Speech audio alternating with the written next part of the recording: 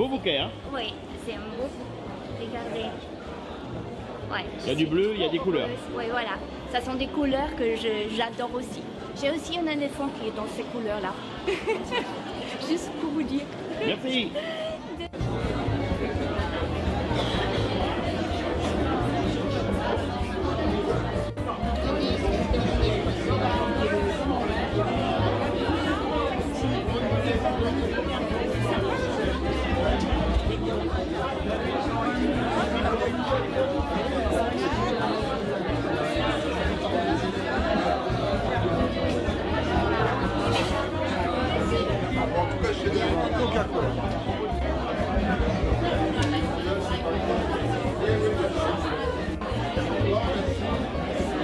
Il est bon, hein? C'est quoi le nom? Ah ouais, il est bon.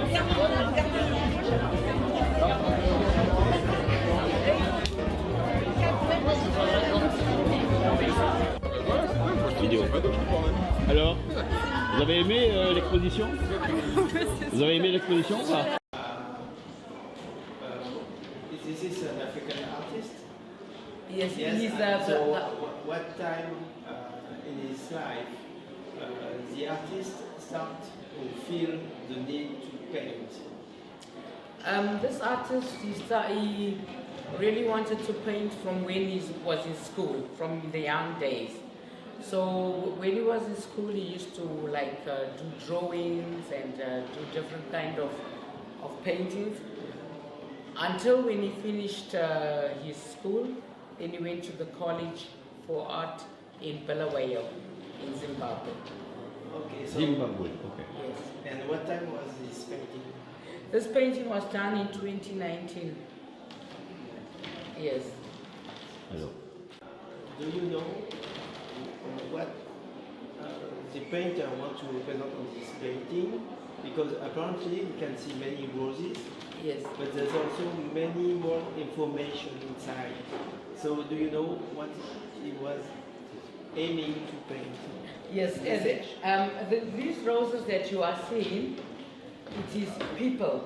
So he is saying it's changing the world. The name of this piece is called Changing the World. So there's different people in an environment of a new world. That's what it means. Okay. Yes. Thank you very much. Thank you. Merci.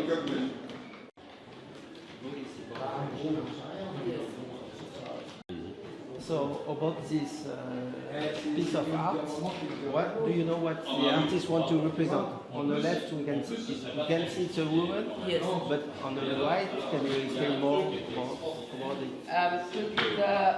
The artist from here is also from Zimbabwe, and his name is Lavmo Ponesi. Zimbabwe is a country that it's the only country in I can say in the world, in Africa, that makes these stone sculptures. That's where they started. So if you see any stone art any other place, it's originated from Zimbabwe. And the artists, they go into a mine and they collect a piece of different stones and they make art. So this artist, he likes to make women, his faces. These artists are brothers. They're brothers. So that one, he makes torsos and ladies. And this artist, he makes the woman. So he likes to make faces, different styles, different hairstyles. Okay. Faces, yes. And then as it is different stone. The name of the stone is black serpentine. It's a special stone from Zimbabwe. Thank you. Yes. What is the story of this piece of art? Apparently it's a The woman story, too, but, the story different of stone. this, yes, this is a different stone. It's called red jasper. It's a very hard stone to work with. So the artists, a lot of them don't like to work with it because it's a lot of work. They really have a hard time with this one. So this artist, as is the same that I told you, his name is Witness Konosi, and he makes torso ladies. So all his, if you see his art, are all different kind of shapes of women. So this is the one that they call it a torso. It's that, and it's a very difficult stone. It looks like very primitive statue, very old, like we call it Mama Africa. Mama what? Mama spirit. It's a premier first spirit of the earth. And in South America, Yes. there are many small figurines like this with this kind of shape. Ah, is it? Yeah. Okay. Yes, thank you. Ah oui, la même, ah oui. Ah ok. Souvent c'est la Mama. Mama Africa. Mama sculpture. Ah ok. Very old. Old ones. Because this shape means fertility. Ok. Ah, okay. So I Okay. don't know. I just know that he makes these Ok, tools. c'est sûr. Merci. Okay. Thank you very much. Thank you. Merci beaucoup.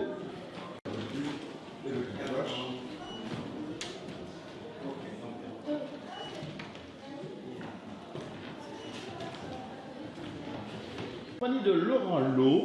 Alors, Laurent Lot, tu es photographe. Je suis photographe. Photographe.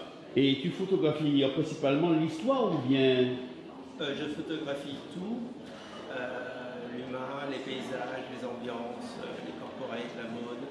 Et donc l'image a été depuis toujours une passion pour moi. Donc là, ce sont des photos que j'ai collectées à peu près au bout de 20-30 ans de voyage à travers le monde.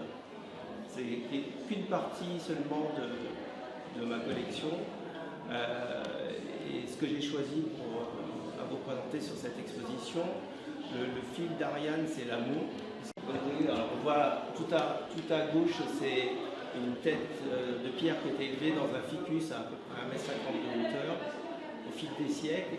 Et la tête de la statue est en pierre et l'arbre en bois l'a entouré, l'a élevé dans les airs. Donc c'est un endroit de worship où les gens viennent prier et célébrer l'alliance. pays? Thaïlande, Ayutthaya. Okay. Il s'appelle Ayutthaya. Dans la partie centrale, donc là c'est un peu plus l'amour charnel, ça vient du nord de l'Inde, le Rajasthan. On est dans un petit village qui s'appelle Khajuraho, où il y a des temples de 8e au 10e siècle qui sont des temples dédiés à la fertilité. Donc on y retrouve les scéniques de la cosmologie hindoue. Il y a l'homme, la femme, c'est Shiva Parvati, c'est le principe masculin et féminin. Mais on voit aussi, ça servait d'enseignement, des choses qui ne sont pas à faire. On voit le chef qui a plein de bracelets, qui dit qu'il ne faut pas copuler avec les animaux. On voit ensuite en haut des scènes un peu de libation. Alors, au 8e siècle, dans l'Inde, on était dans la période védique, donc c'était très païen. Donc il y avait des cérémonies, des orgies en fait, qui ont disparu maintenant au fil du temps. Et on peut noter également que les volumes et les courbes sont extrêmement modernes, alors qu'on est au 8e siècle. Il faut voir qu'en même temps, en Occident, on était au Moyen-Âge. Oui. Et au Moyen-Âge, on avait des représentations beaucoup plus en 2 dimensions, ou avec des perspectives qui étaient un peu anormales en fait. Et donc là, on est sur l'amour charnel. Le dernier tableau, on est sur l'amour, on va dire spirituel, platonique. C'est un homme qui marche au bord d'une île, la rivière, avec la végétation et le Sahara derrière. Et en fait, il est à la recherche de lui-même, peut-être de l'amour perdu. Donc, il vient compléter ce tableau de l'amour. J'ai appelé rêve d'amour, mais rêve, c'est écrit R-A-P-E-S. Comme la fête de l'amour. Pourquoi avoir fait cette recherche? Parce que c'est carrément une initiation. Pourquoi avez-vous fait cette recherche, ces recherches en 40 ans? Sur 40 ans, c'est énorme quand même. Hein? Oui, en fait, c'est par passion et curiosité de connaître le monde. Parce que c'est en fait en voyageant qu'on connaît les autres cultures, on apprend à les connaître et à ne plus avoir peur de l'étranger, parce que chaque culture a ses propriétés, ses traditions, et toutes les cultures ont quelque chose de fascinant, parce qu'on est tous humains, même si on ne parle pas la même langue, ou la même nourriture, les mêmes croyances. Et j'avoue que ça m'a, chaque fois que je voyage dans un nouveau pays, ça m'a transporté et beaucoup enrichi. C'est pour ça. Cet homme qui marche, le fait de se découvrir, c'est aussi le fait d'avancer dans la vie et de parcourir le monde. Ouais. Il y a une part d'inconnu aussi. Hein. Oui, il y a une part d'inconnu. Ouais, ouais. Et le thème que vous avez choisi, c'est spécialement celui-là ou bien vous avez d'autres thèmes Ah, j'ai deux thèmes qui peuvent être l'architecture, les pyramides, Cuba, les festivals, les carnavals, les portraits, les paysages. J'ai fait de l'Amérique du Sud, l'Afrique du Sud, l'Afrique du Nord, le Bénin, l'Australie, Ah oui, vous avez fait quand même. la Thaïlande, le Japon. Le Bénin, ça a dû vous surprendre. Hein. Le Bénin, ça m'a énormément surpris et j'ai eu la chance de le faire avec une association qui faisait de l'humanitaire qui s'appelle Réseau Noir et où j'ai découvert en fait Oya, la ville d'où partaient les esclaves pour aller en face à Salvador da Bahia. Oui, ils ont le fameux. La fameuse porte, c'est ça? La porte qui s'appelait la porte de l'oubli, sans retour. Ouais. Puisque une fois qu'on l'a passé, séparer sa famille, c'est séparer, on partait. Et donc c'est aussi une manière d'apprendre l'histoire de l'humanité qu'on connaît trop peu et qui fait qu'aujourd'hui le monde est un peu malade et tout ça. C'est pour ça que j'ai ancré ces photos dans le passé comme un lien vers notre présent et le futur. Vous poussez à la réflexion. Oui, c'est ça. Alors la dernière question, c'est qu'attendez-vous de cette exposition? Déjà de partager ma passion pour la photo avec les visiteurs et l'exposition, de faire connaître des images et des émotions auxquelles on n'a plus accès, parce qu'il faut savoir que ces temples, aujourd'hui, ils sont plus protégés, on ne peut plus les approcher comme je l'ai fait, comme beaucoup d'endroits dans le monde. Donc c'est pour tirer un trait vers la connaissance et qu'on se pose des questions. Par exemple, là, il y a des choses qui peuvent choquer, mais ça nous a choqué aussi pendant les JO où on a dit il y a du wokisme, qu'est-ce qui se passe? Il faut savoir qu'il y a 10 siècles, il y avait aussi des choses qui peuvent aussi nous choquer aujourd'hui, mais c'est les mêmes choses. Donc l'humanité n'a peut-être pas vraiment évolué au niveau de l'humain. Et donc c'est un message d'amour et de partage. C'est pour ça que je suis ici. Moi, ce que je peux dire de ces images, c'est que ça prouve la véracité d'un livre que tout le monde renie, la Bible. Oui. Merci beaucoup. Je vous en prie. Merci. En compagnie de Christian Delnotte, photographe et également peintre. Voilà, c'est ça. Alors, Christian, peux-tu m'expliquer ta photo? Parce que elle m'impressionne depuis tout à l'heure. J'ai cru que c'était de la peinture. Oui, c'est voulu.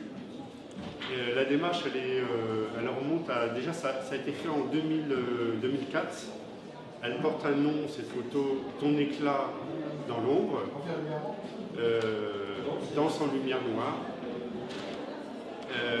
C'est un travail qui a été fait à Soisy-sur-Seine. C'est en fait une glacière qui se trouve à côté, donc qui est artificielle, c'est pas une vraie grotte. Et donc elle est juste à côté d'un château. Donc beaucoup de touristes se baladent autour de cette glacière. Normalement, elle est prise en juin 2004. Et il faisait très beau ce jour-là. Il faisait vraiment un plein soleil. En plein soleil? En plein soleil.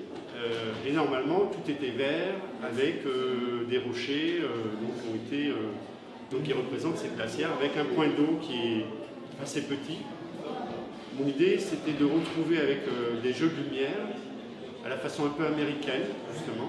J'ai trouvé qu'en 2004, il y avait une technique qui s'était développée qui consistait à mélanger lumière artificielle avec lumière naturelle.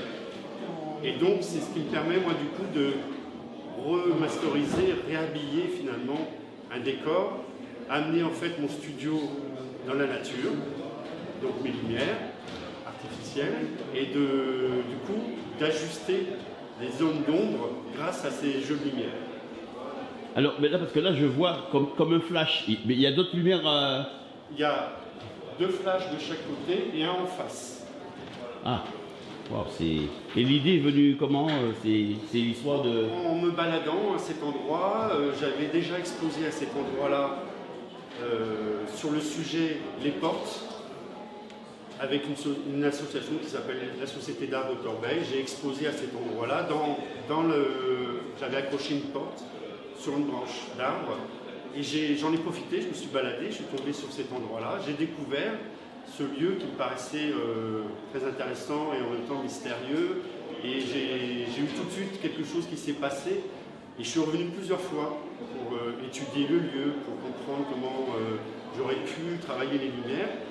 Beaucoup de passages, et donc j'ai fait en sorte d'être à un moment où il y a pratiquement personne, c'est-à-dire le matin finalement. Et donc ça s'est presque fait automatiquement, finalement j'ai pas eu de difficulté à construire mon projet.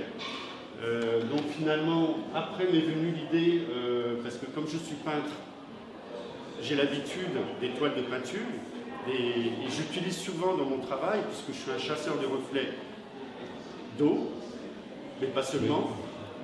Je fais ça depuis 10 ans.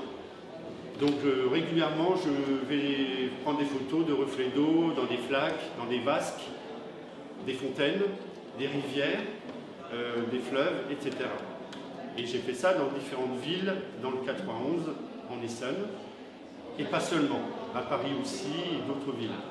Et donc là, c'est particulièrement ce qui m'intéressait, là, ce coup-ci, dans cette expérience, puisque jusqu'à maintenant, avant 2004, je faisais surtout des photos sans lumière artificielle. J'ai souhaité expérimenter cette expérience américaine pour mieux comprendre l'approche de ce projet de mettre de la lumière artificielle avec de la lumière naturelle. Et ça a donné ce résultat finalement. Et donc de ce résultat, moi j'étais pas tout à fait satisfait parce que j'étais parti d'une photo qui était toute petite, donc numérique. Je pensais qu'elle n'était pas à la hauteur de ce que je souhaitais. J'étais à 2 doigts de la mettre à la corbeille. Finalement, je l'ai quand même gardée parce que quelqu'un a souhaité la voir je dirais, ça lui plaisait. Donc je lui en ai fait un cadeau et le jour de son anniversaire, je l'ai agrandi sous forme d'un poster. Et finalement, c'est là que je me suis rendu compte de la force qu'elle avait. Et la suite de cette œuvre, c'est qu'en fait, il y a 1 an, elle a eu à Montgeron un prix, le premier prix du salon d'automne à Montgeron. Et en même temps, elle a exposé dans la foulée. On a été à Corbeil faire une exposition dans des chapelles à la cathédrale de Corbeil. Et finalement, elle allait très bien dans la chapelle. Elle était tout à fait disposée et en phase avec le sujet. Donc il y a beaucoup d'éléments et d'informations qui circulent dans cette photo. Ouais. Oui, je vois beaucoup parce que même les roches qui sont devant là, elles brillent et quand on arrive ici par exemple, on a 10 mètres, Oui. on a l'impression que ce sont des diamants. Oui. Alors imaginez cette photo dans le noir avec le reflet du flash ou un miroir. Ça doit être quelque chose d'extraordinaire. Merci. Sur la toile, en fait, elle vient d'Angleterre. Pourquoi? Parce qu'on a beaucoup, aujourd'hui, on a la tendance dans la peinture, mais pas seulement, à avoir des toiles qui sont traitées. Donc du coup, pas la toile brute. Là, c'est une toile brute. Donc je cherchais un endroit où acheter une toile qui soit possible d'imprimer directement sur la toile. Je sais bien qu'en peinture, on utilise ces produits pour protéger la toile, pour éviter qu'elle soit attaquée par la suite dans le temps à moyen long terme. Donc là, l'idée, c'était de faire que la peinture soit directement imprimée. Enfin là, c'est de l'encre, donc du coup, ça n'attaque pas de la même façon et ça n'aborde pas de la même façon le support de la toile. Mon intérêt, c'était que ça devienne quelque chose qui ressemble à une peinture. Et donc, le mélange de ce support-là, et comme j'ai l'habitude de faire des photos sur différents supports, du plexiglas, du verre, du bois, mais aussi des toiles et d'autres supports que je peux trouver, j'expérimente. J'essaie de découvrir le résultat final à chaque fois pour finalement faire découvrir au public en même temps que la peinture, c'est très proche finalement de la photo et réciproquement. Je suis en compagnie de JG, artiste contemporain. Vous avez vu ces peintures, c'est extraordinaire, hein, un mélange de couleurs et de lignes harmonieuses, c'est vraiment extraordinaire. Alors JG, dis-moi, depuis combien de temps tu t'es mis à faire ces belles peintures? Oh là là, 1989, ma première exposition. 1989. Mais le premier jour où tu as mis le doigt sur un pinceau? C'est quand je suis née. C'est-à-dire que je dis souvent, en riant, je crois que je suis née avec un pinceau dans les mains. C'est-à-dire que du plus loin où je me rappelle de moi, je suis assise à table avec des couleurs, pas des dessins, beaucoup plus des couleurs, des peintures. et je suis là et je peins. Et voilà. Souvent je dis ça. Mais je suis devenue vraiment peintre. En J'ai 1980. jamais été amateur, j'ai toujours été professionnel. Professionnel. Donc, ton plaisir, c'est de partager tout ce que tu fais. Alors, dis-moi, ta source d'inspiration, c'est quoi exactement? Alors, ma source d'inspiration, ça a été au départ la musique. C'est-à-dire que j'ai fait des stages avec un professeur des Beaux-Arts à Montpellier. Et il nous a mis la musique à donf, comme diraient les jeunes maintenant, et avec, je sais pas, 5-10 mètres de papier, et danse et crée. Et j'ai continué comme ça. Il m'a dit, ce qui est intéressant dans ta peinture, c'est premièrement la couleur, deuxièmement le mouvement, le relief. Je travaille sur le relief, c'est-à-dire le noir est toujours en arrière du jaune et tout. Quand on reste un moment devant ma peinture, on voit la profondeur et le mouvement qui est donné beaucoup par le stripping, c'est-à-dire voilà. Alors, j'ai l'impression que tu travailles avec des projections. Oui, dessus. Dessus, souvent, c'est pour donner ce mouvement. Ce mouvement. Et au pinceau également. Oui, au pinceau. Je travaille aussi avec beaucoup d'énergie. Je suis professeur de Qigong, je suis maître de Qigong. Je suis allée 14 fois en Chine. Et donc, je travaille beaucoup aussi avec les émotions, chaque couleur correspondant à une émotion. Et surtout, mes derniers tableaux, là, sont des messages. C'est-à-dire, souvent, les gens qui les choisissent reçoivent le message. Par exemple, on pense à quelque chose dont on a envie, ou à un projet, ou un amour et tout ça. Et en général, ça tombe bien. Voilà. Alors, qu'attends-tu de ce salon? Déjà, je suis très ravie de l'ambiance, de l'accueil, c'est un accueil un peu rare. J'attendrai de vendre. Et ça, je trouve que maintenant, les amateurs, ils vous disent que c'est beau, mais j'ai beaucoup vendu avant l'an 2000, avant l'euro. Et beaucoup, c'est-à-dire qu'à chaque salon, je vendais 3-4 tableaux, à chaque salon. Et voilà, maintenant, les gens vont plutôt en vacances ou au restaurant. Mais ça ne doit pas te décourager parce que c'est très beau ce que tu fais. En tout cas, je te remercie. Merci. Et je te souhaite une belle exposition. Merci aussi à toi. Merci. Très sympathique.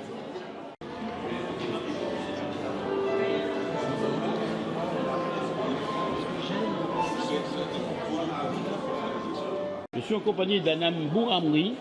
Alors, tu es artiste peintre? Oui, c'est ça. Et également poète? Oui, tout à fait. Voilà. Alors, parle-moi justement de ton parcours et pourquoi tu as choisi la peinture pour développer ton art? Alors, j'ai choisi la peinture, c'est plutôt la peinture qui m'a choisi, puisque je peins depuis l'âge de l'adolescence, depuis mes premiers besoins d'expression. C'est-à-dire, vers quel âge? C'est-à-dire 13 ans, 14 13 ans. peut-être. Un besoin exacerbé d'extérioriser les émotions et également de rester authentique avec une forme d'insouciance. Je viens du sud de la France, d'un petit village à côté de Cavaillon. C'est à cet endroit que j'ai fait mes premiers essais de coups de pinceau sur support. J'ai eu la chance plus tard de découvrir qu'il y avait un public à mon art et quelles que furent mes activités, j'ai toujours en chemin parallèle pratiqué la peinture. Alors, tu te considères comme peintre de quel style? Alors, j'utilise des techniques de couteau, c'est de la peinture contemporaine, c'est de l'acrylique essentiellement. Et j'utilise le couteau dans la plupart de mes toiles. Quelquefois, j'essaie d'ouvrir en utilisant de la matière, quelle qu'elle soit, celle qui prend sens au moment où j'ai un éveil d'inspiration. Alors, tu veux lire ton petit poème? Alors, voilà. Avec plaisir.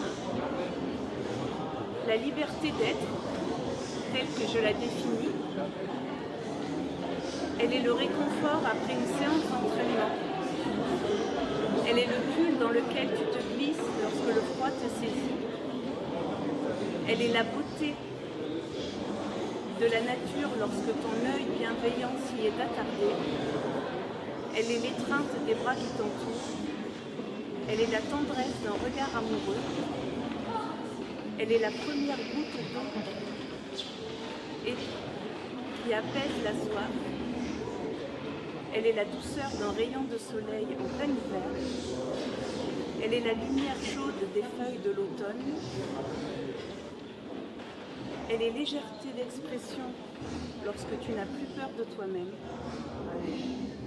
Elle est l'insouciance de l'existence par l'acceptation de soi. Elle est l'acceptation de soi pour l'accueil de l'autre. Elle est partout où tu as œuvré pour te découvrir. Elle est exactement là où tu réserves de la place pour toi dans ta propre vie. Merci. Avec plaisir. Je suis donc en présence de Geneviève Gallet. Alors, elle est peintre. C'est quoi ton parcours exactement? Quand est-ce que tu as commencé à peindre? J'ai commencé à peindre à l'âge de 40 ans. Et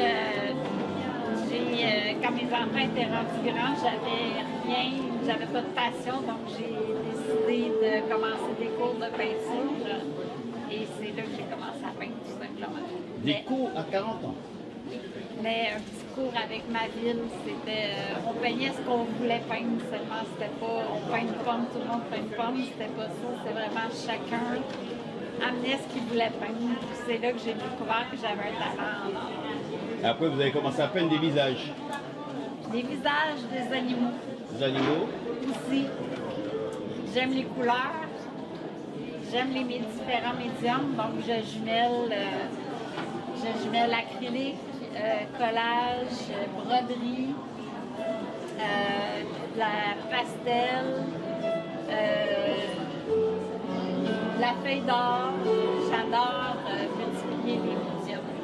Oui, je vois certaines aussi ont des touches de violet. Oui, exact. J'aime les couleurs. J'en mets partout. Est-ce que c'est en fonction de l'humeur ou... Peut-être, ça va vraiment avec ma journée, ça va avec comment je me sens. Oui. D'accord, c'est un état d'esprit. Oui, exactement. Okay. Puis d'instinct, j'ai pas rien en tête quand je commence. Je fais mon fond. Ensuite, j'ai mon sujet qui apparaît tranquillement. Je rajoute différentes techniques de médium, de broderie, de collage. D'accord. Donc, dans vos tableaux, vous recherchez quoi exactement à montrer aux gens? Du positif. J'ai des pensées positives. Des pensées positives. Les tableaux ont toutes une pensée positive. Comme celle-ci, c'est pensée d'amour. Pensée d'amour, exactement.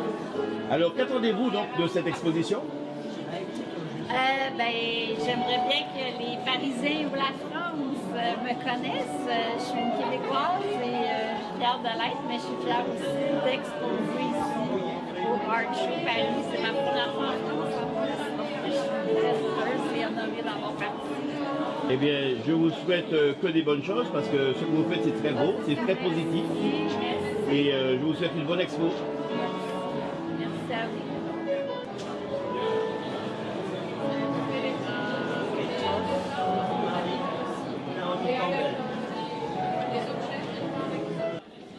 Donc en compagnie de Annie Thériault, alors je vais te réitérer les questions parce qu'on a eu un petit problème technique. Je pense que c'est dû à l'environnement. Alors, peux-tu me dire ton parcours? Bien sûr. J'ai commencé à peindre il y a 6 ans de ça. J'ai commencé à étudier en production théâtre au Québec, évidemment. Et puis, j'ai ensuite travaillé dans le monde du spectacle. J'ai travaillé pour le Cirque du Soleil pendant plusieurs années comme une costumière. Et également, j'ai habité à Las Vegas et en Floride. Mais après mon retour au Québec, j'ai recommencé à peindre après 35 ans d'avoir déposé les pinceaux. Et puis, ça a été par un pur hasard. Une copine à moi m'a demandé une toile pour mettre dans son décor. Je l'ai postée sur les réseaux sociaux et puis j'ai reçu plein de messages de gens qui étaient intéressés à l'acheter. Et puis, ça a commencé, ça a débuté comme ça. Et 6 ans plus tard, me voici à Paris. Alors, on peut certifier que lorsqu'on a une vraie passion, elle peut, même si on l'abandonne pendant un certain temps, revenir à ces choses et... Absolument. Bien, la passion a toujours été là, sauf que je l'ai fait à travers les costumes, puis à travers un autre type d'art, mais j'avais toujours ce petit feu à l'intérieur. Je savais qu'un jour, j'allais me remettre à peindre. Sauf que, évidemment, pour peindre, c'est préférable d'avoir un atelier, d'être à la maison. Si on est sur la route, bien évidemment, en tournée, c'est quelque chose qui n'est pas possible. Mais aussitôt que j'ai pu m'établir, avoir ma propre atelier, j'ai recommencé à peindre. Et puis, à travers tout ça, j'y mets tout mon amour. Et puis, c'est ça, c'est la passion, c'est le bonheur. J'y mets tout mon amour, tout mon temps. Alors, les personnages que vous peignez, ce sont des gens que vous connaissez ou bien c'est des inconnus, des photos, des... Bien, évidemment, parfois, je vais faire des gens qui sont connus, mais à l'occasion aussi, je vais faire un genre de freestyle où je me laisse aller et puis le visage sort au fur et à mesure. C'est ce qui vient, l'émotion qui sort. Mais c'est certain que lorsque je fais un visage d'une artiste ou un artiste connu, ben ma technique doit être, mes proportions doivent être parfaites afin que le visage ait la ressemblance avec celui de la personne que je peins. Mais je fais les deux. Je fais le freestyle où je me laisse aller et puis c'est un visage qui est dans ma tête, qui est dans mon âme. Et aussi, je peux faire les visages de personnes connues. Quand je trouve une photo qui m'inspire, où j'ai un regard qui me plaît, il faut que ça vienne me chercher par contre. Je ne vais pas faire n'importe quel visage à tout prix. Il faut que je ressente une émotion en voyant l'image. Mais même moi, quand je regarde cette image, je sens l'émotion qu'on a dans le regard de cette fille et même derrière, pas l'inquiétude, mais quelqu'un de pensif qui... On aurait dit qu'elle a quelque chose à dire, mais ça sort pas. C'est impressionnant quand même, hein? Bien, souvent, c'est ce que les gens me disent, c'est que mes yeux parlent, les regards que je peins parlent beaucoup. Puis je crois que probablement que inconsciemment, mon émotion est représentée dans le regard de la personne que je peins. Et puis, si je choisis cette image-là à ce moment-là et que c'est ça que j'ai le goût de peindre, c'est fort probablement parce que je ressens cette émotion que la personne a dû ressentir au moment où la photo a été prise. Alors, la dernière question, je pensais la poser autrement, mais maintenant je vois que tu as des récompenses. Alors, cette exposition, as-tu satisfaite de la prestation et des œuvres que tu as présentées? Absolument, ce fut un grand plaisir de participer, d'être ici à Paris, dans une si belle ville, avec des gens si sympathiques. J'ai adoré tout. Et aussi, c'est mon premier prix à vie. Alors, de savoir que les gens reconnaissent mon travail, c'est touchant, tout à fait touchant. Et puis, je remercie M. Bettencourt et toute son équipe pour leur accueil chaleureux. C'est tellement apprécié. Merci. Eh bien, je te remercie. Merci à vous. J'ai trouvé sur Internet. Vous m'avez invité. Et j'ai eu un super échange avec des personnes qui sont ici. Donc, je vous remercie également. Merci beaucoup.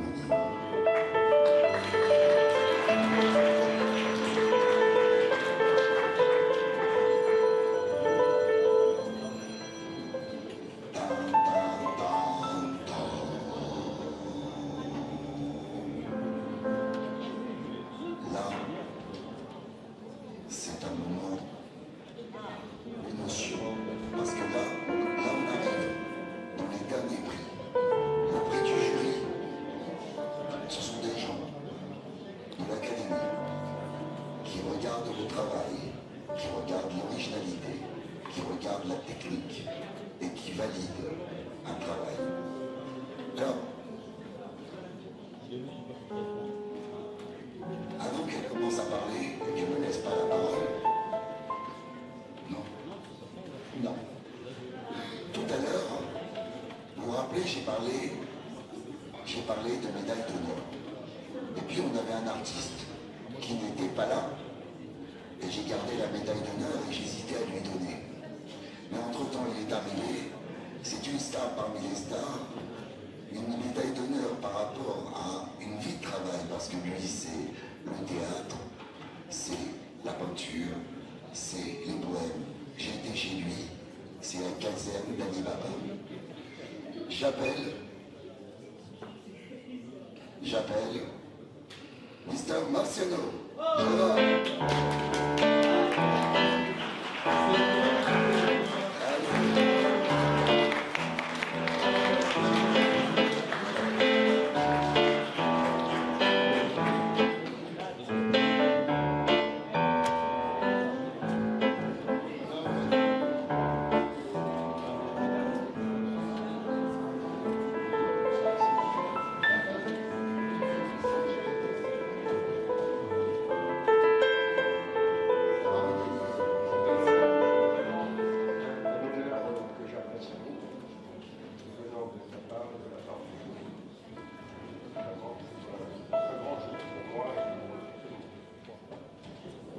Merci à toi. Je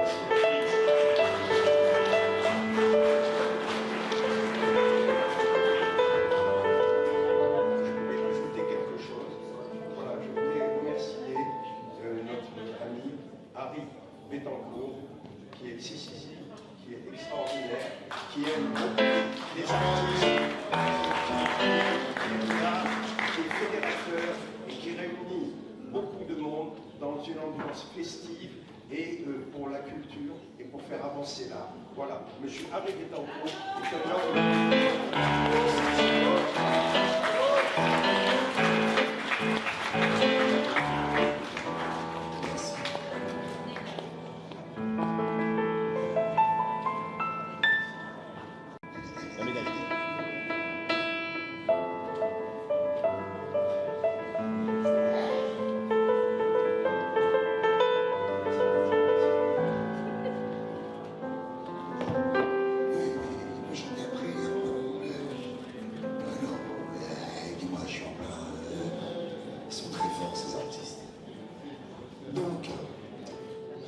Là maintenant, donc, comme je le disais, on revient au prix du jury. Vous savez, dans la sculpture, il y a plusieurs choses. Il y a les bronzes que l'on fait fondre. Il y a la sculpture qu'on peut réaliser avec du carton. Et dans la sculpture, il y a la taille de la pierre. Et la taille de la pierre, c'est quelque chose qui est très, très remarqué. Il y en a de moins en moins, parce que c'est lourd, mais les résultats sont flagrants. Alors, ils nous viennent de Suisse, mais ils ne parlent pas français. Et j'appelle Lovemore Benjisi.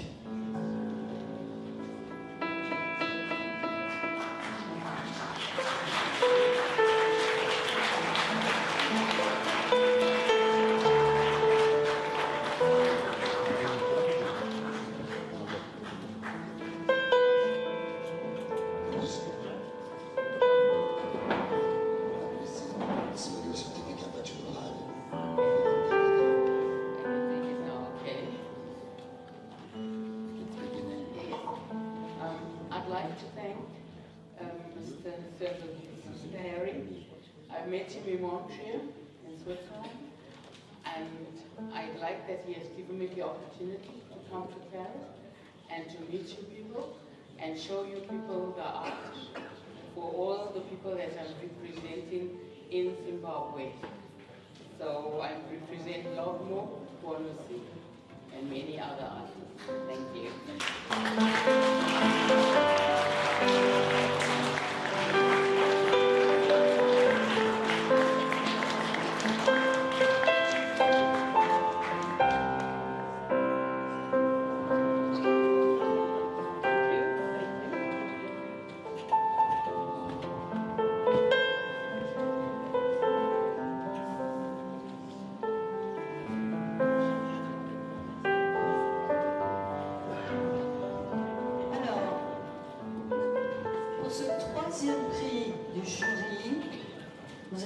accueillir une personne qui a beaucoup d'atouts, qui est à la fois, bien sûr, peintre, mais qui est aussi prof, qui est académique. Elle vient de Suisse. Et elle vient de Suisse. Et elle parle français? Oui. Elle parle français. Et oui. Alors, donc c'est Isabelle Waterloo.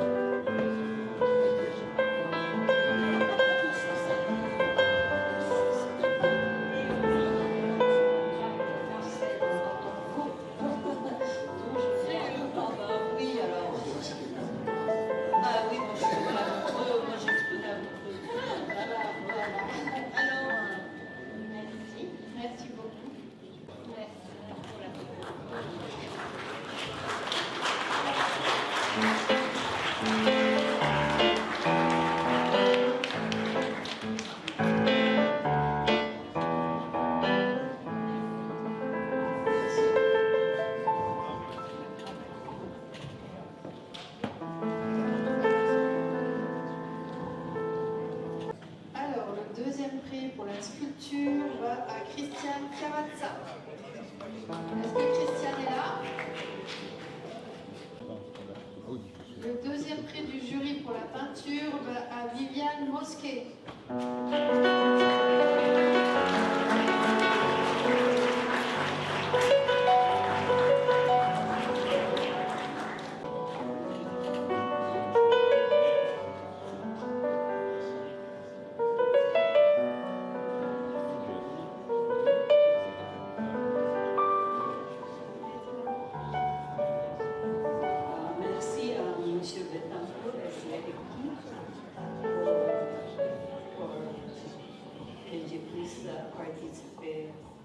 Ici, c'est la première fois pour moi. Et merci aussi Fernando, Laura, parce que ça fait 5 ans que j'ai créé cette femme-là et j'ai continué à le faire maintenant. Et j'ai réalisé mon rêve pour créer Laura. Merci. Merci.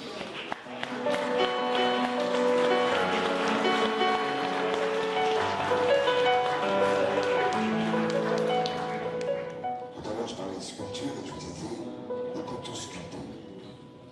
On peut travailler la pierre, on peut travailler la terre, on peut travailler dans la sculpture le bronze.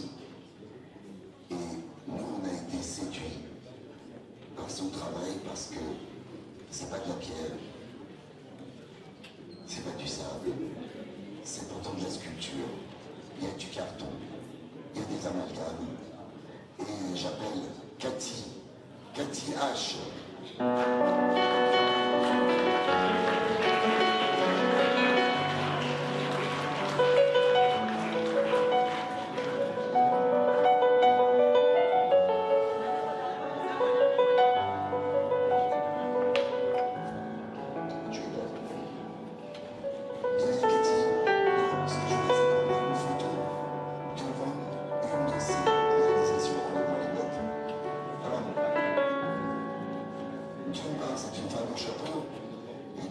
Ça peut servir aussi pour garder les boîtes à médailles.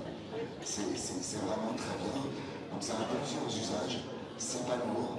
Ça peut partir. Et alors, elle me l'a livré dans un sarcophage. C'était extraordinaire. En tout cas, je tiens à la féliciter. Eh bien, merci beaucoup. J'aimerais juste rappeler aux gens que dans le papier et dans le carton, il y a l'âme des arbres.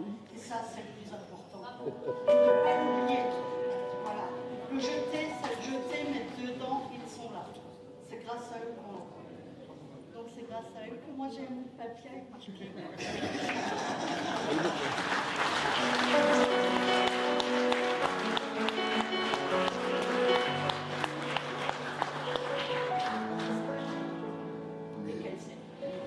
Le dernier prix du jury.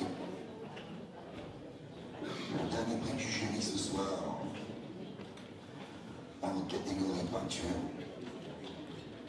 pas tout jeune, il n'est pas vieux. Et sa peinture, par contre, elle est moderne et ancienne à la fois. Et c'est ce qui a attiré énormément le prix du jury. Et j'appelle Monsieur Robert Bass. Pour la petite histoire, Robert, je l'ai arrêté au vestiaire, il m'a dit, je me tire. Tu dis, ah, il n'est pas question de vous tirer. Il m'a dit, mais pourquoi? La bouche. Et on a trouvé vraiment ça exceptionnel. Et donc j'ai réussi à le garder avec nous. Donc il ne repartira pas les mains vides. Il y avait le certificat qu'on ne vous a pas remis hier. Et puis le prix du jury, premier prix du jury, qui reste malgré tout une très belle récompense. Alors effectivement, je tiens à remercier Harry et son équipe pour l'ensemble de ce qu'il a fait. Et effectivement, j'allais partir et on m'a kidnappé à la sortie pour me faire revenir de force ici. Donc, écoutez, je l'ai fait. Alors, ma façon de peindre, le vibrachromisme, puisque c'est un mot que j'ai inventé, comme j'ai inventé la technique, et donc, je suis content et heureux que ça soit connu et que ça se fasse connaître. Voilà, merci.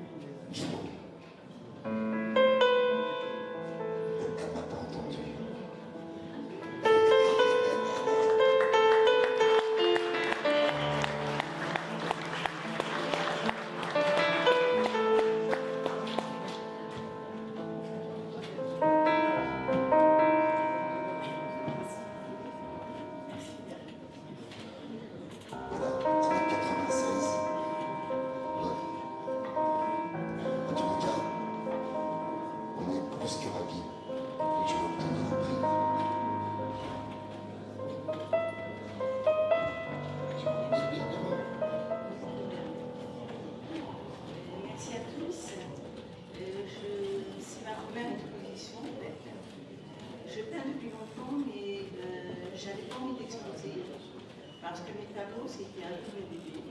Ils étaient à moi, ils n'ont pas les montrer. Et puis, il y avait un moment, ça m'étouffait.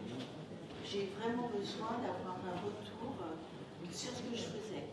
Donc, en même temps, j'en avais un peu marre. Je me disais, bon, je vais les mettre en ligne et puis j'arrête. Et là, j'ai eu certains retours positifs. Et comme j'ai changé avec le monsieur, là, honnêtement, ça nous a donné la chair de poule. Ce retour positif, ce regard des autres, a fait que non seulement je ne me suis pas arrêtée, mais je pense que j'ai fait le plus beau tableau à partir de là. Parce que finalement, pour que l'art soit vivant, il faut qu'il soit un échange. Il faut qu'il y ait le regard de l'autre qui revient vers nous. Et au moment où ça sort, le regard du public, à ce moment-là, c'est seulement là que ça prend vie. Et c'est pas demain, la veille, que l'intelligence artificielle, elle fera ça. Parce que, pour moi, il n'y a que la vie qui donne la vie. Et c'est pour ça qu'elle est belle. Voilà.